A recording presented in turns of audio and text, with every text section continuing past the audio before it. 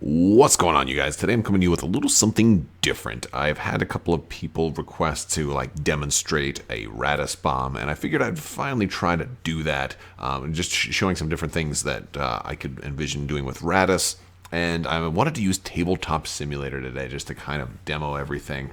Now, before you ask, I do not play this in Tabletop Simulator. I have nothing against it. It's just I simply don't know how. And also I would rather play in person. But so I can usually try to facilitate those games when I can. However, I am on the road right now, and I do not have access to my stuff at home. So one of the things I do know how to do is move ships around. Look at that. There's woo! Look at that. We're moving around the map.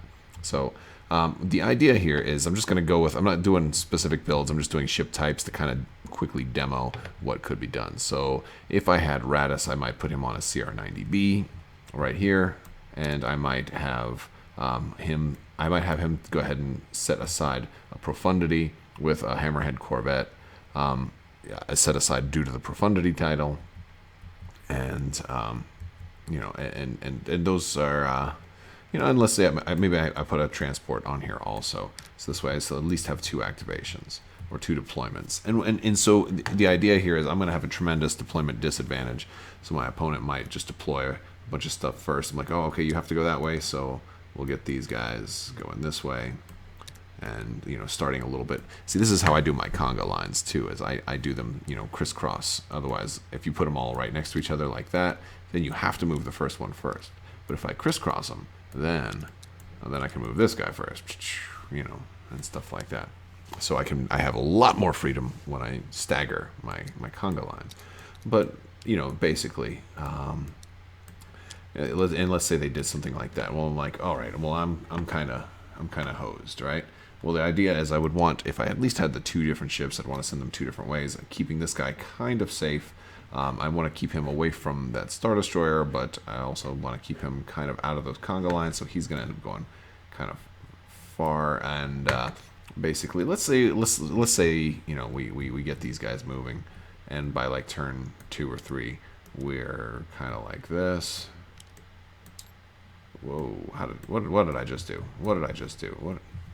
I don't know what I just did there. Oh gosh! Well, that guy's broken. We're just gonna assume that he's still there, and this guy's here. Okay, and I get this guy over here, and this guy here. Well, this guy's probably about to die, but now I have the option to go ahead and Raddus, and it's great if I'm first player, because I can take this guy and drop him like right there, and then I can drop this guy at range 1 of him like right there.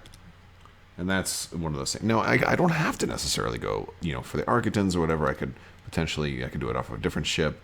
I could do it right here, right on the side. Maybe just out of the side arc, but angled enough to where even if that Star Destroyer is going speed 3, I'm probably still going to get black dice on him. So, like, maybe just like that. And then we can drop this little guy right here. Boom. Now he's toast, right? Now, and if I'm first player, he's definitely toast, because then this Hammerhead's going to go first, and then also ram, and then because of course we'll give him Gorill's honor and all of that. But there's some other things that we can do. So let's say we put the transports aside, and maybe we had a different ship, or maybe we just dropped maybe we went with this guy. We flew him up this way, and we went ahead and drop this guy straight up, right in front of you. And then, here's the beauty. We drop these transports, like, we'll say like right there. And then we use rapid launch base on the transports. And that's that's gonna let us drop these B-wings right there. And hitting that side real good. Maybe even the rear if we could get it. If we lined it up just right. If we dropped this guy a little bit closer, like right there, giving that Star Destroyer a little kiss, we could probably put these guys like right there, and get these B-wings in the back. Gives us a lot of flexibility, because, and this is even without any help from objectives. This is just straight up, using your abilities. So even if you're first player, you can do this. And the beauty of this is, Raddus says, all right, I can't make this guy go first, but the profundity doesn't have that restriction, so I can make the profundity's target go first. So sometimes it's nice to have a black die ship, or sometimes it's nice to have a little flotilla with some rapid launch bays, especially if you've got an 8R Talon on that flotilla and maybe a Yavaris in the back or something like that. So there's that. Or it's also good just to get around a conga line. Let me see if I can. Go ahead and get a couple more of the. I'll do the full conga line if I can find it. I'm gonna see. Let's see. We gotta search, and we gotta find. Here we go. Architans. All right, good. Let's see this guy, and we're gonna watch this. We're gonna spawn 4. Oh yes. So we're gonna build. Oh, we're gonna build a beautiful conga line. Watch this. All right, this is gonna be fun. Let's close this out.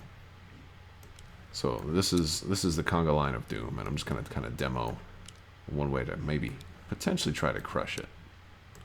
Because when I fly a conga line, what I don't want to have happen, I don't know how to get rid of this guy. Can I just delete this? Yeah, and this thing? Yeah. All right. See, I don't know what I did there. Let's say, and let's get rid of the Star Destroyer too. Let's say that I'm running six of these beautiful things. Yeah, right there.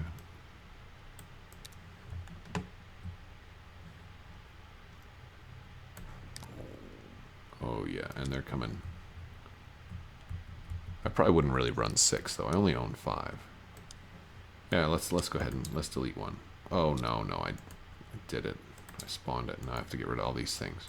Shield dials. Sometimes you right click this stuff and shield dials just show up, and like, God, why does that happen? I don't understand.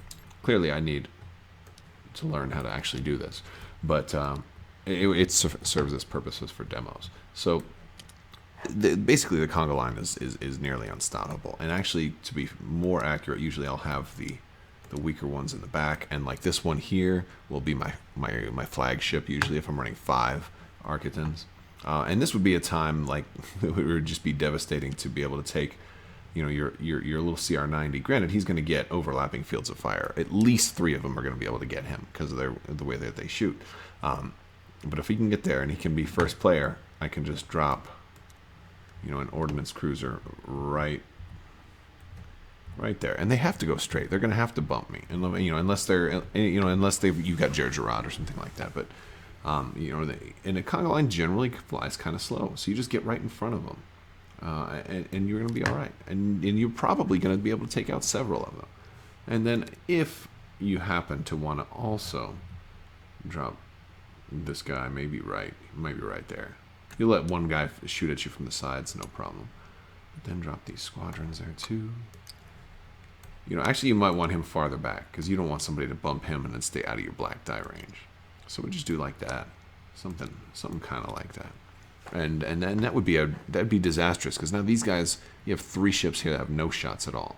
These guys are going to have some shot, but it's not going to be strong. It's not going to be great, and that's like and the thing is, normally you could see this coming, and if that ship had just deployed there, right, and I had my conga line, well, what I would do quite simply is just start turning out.